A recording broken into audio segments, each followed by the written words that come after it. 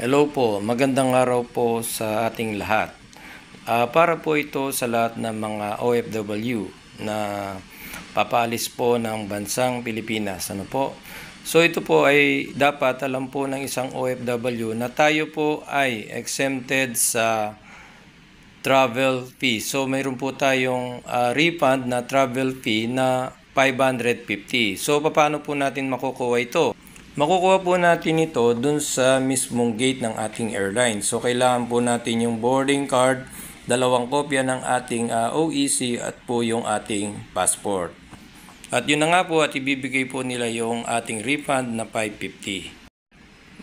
Para naman po ito sa mga kababayan natin na di nakakuha ng mga terminal fee refund na 550 na kung minsan sasabihin po ng nasa counter na ito po ay nakuha na ng agency.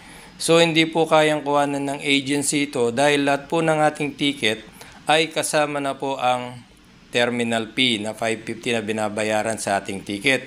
Kaya hindi niya po pwedeng idahilan na nakuha na po ng agency.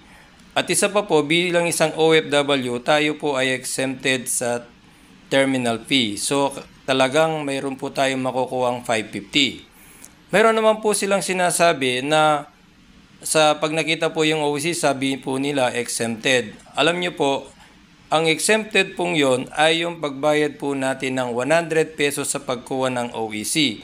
So ngayon po wala na po tayong binabayaran sa OEC, kaya exempted na po tayo. Kaya po hindi nila pwedeng idahilan yon na para hindi tayo makakuha ng 550 na terminal fee refund.